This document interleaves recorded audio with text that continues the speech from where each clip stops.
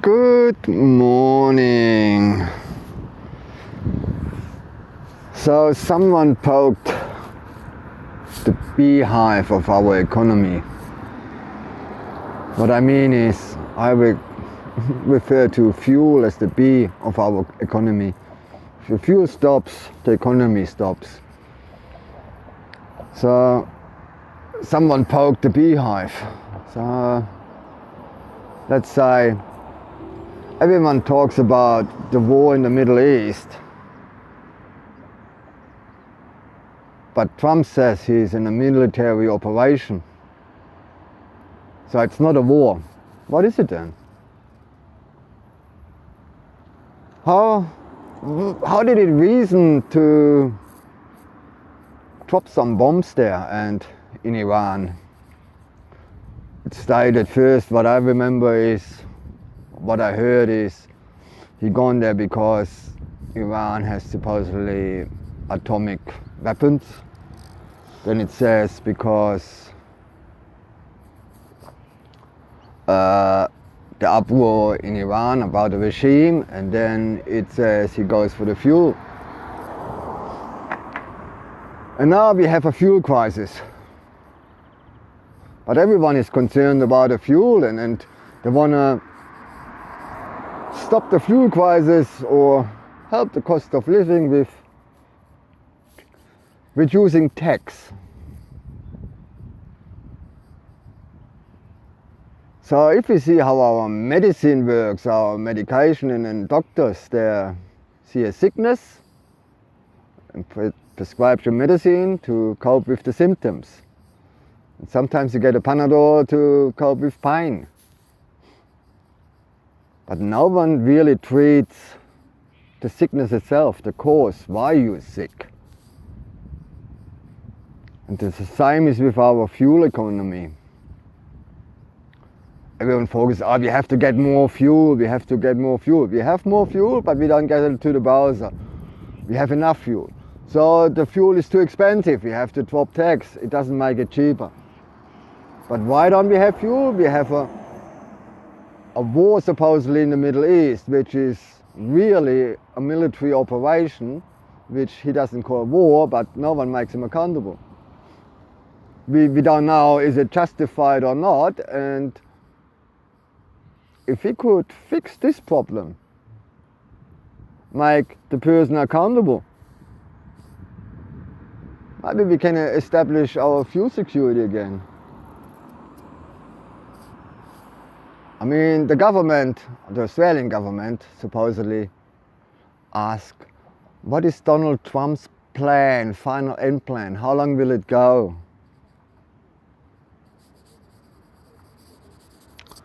What a lot of bullshit. So there our government is, as we just heard last night in Parliament, utterly against Russia. You see, with Russia they had a reason to go in. And they're quite humane. People complained about the noise of the drones, but I can hear over 15 minutes. That flew so slow, and when they dropped all the drones, 1 or 2 civilians died. And now we go to Middle East. There was no warning. Or there was a warning, but buildings exploded and stuff, and a huge of people died. And now Israel complains, they bombed the building, Iran bombed the building and civilians died. But don't forget what's happened in Palestine.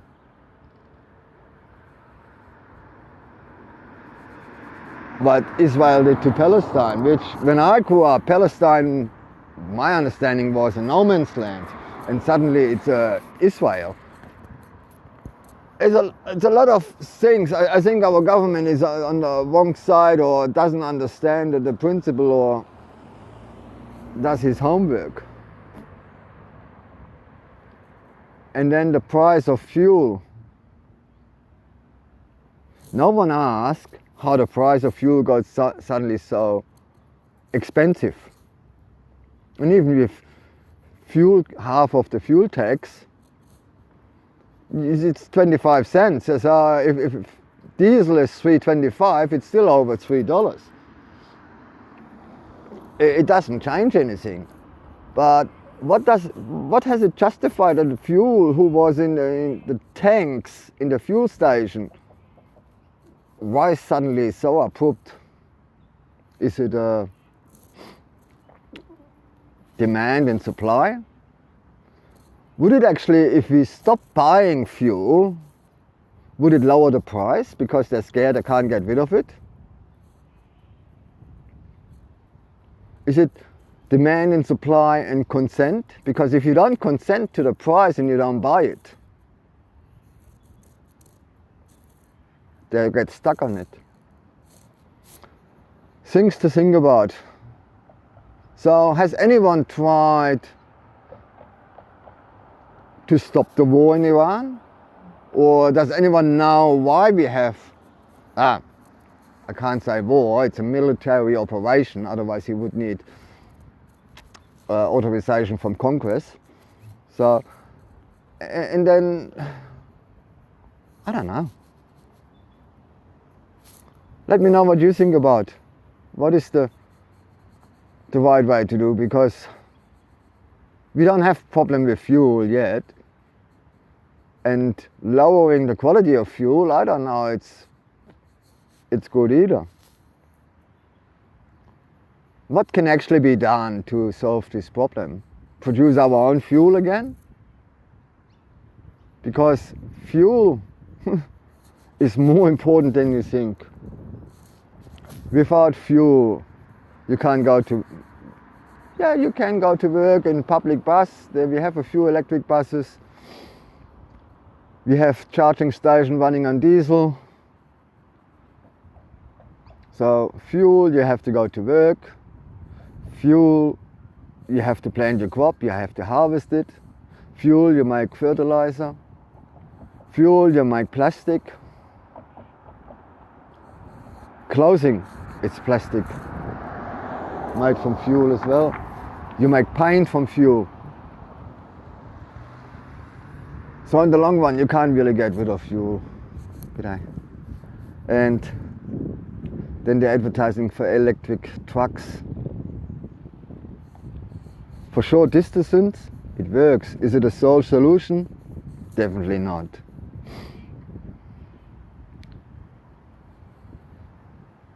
But the plan is by 2035 to get rid of internal combustion engines in the Canberrian territory, Australian territory, capital territory, ACT. And when one state starts it or one territory, the other will follow. It's an unrealistic ideology. Same with getting rid of gas, getting rid of wood fire stoves.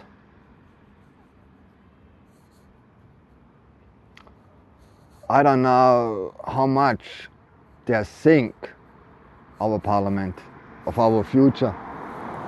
They're just putting out Panadols or Nurofen. I don't want to prevent anyone, or what's the other one, common one? I haven't even forgotten.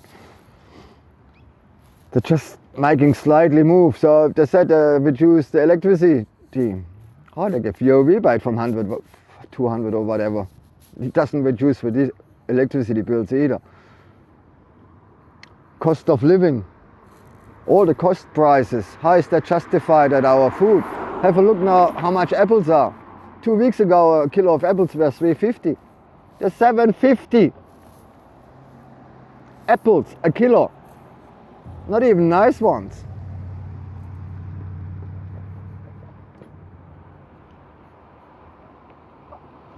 And there used to be $1.99. How do the companies justify their greed on all the products? And I think our fuel problem is not supply, it's greed. But we have an open market, so we can't regulate it. We shouldn't. Because it's up to you. One of each other. Everyone around to just not participate. Stop buying. If it's too expensive, don't consent to the price. That's all. I don't know. How do you stop a military organization action? The war in Iran. The steering of the beehive of our economy. Think about it, when the bee dies, our food supply dies, pretty much. And the same is with fuel. But everyone wants to get rid of it because global warming. Have a nice day. Think about it. Love yous.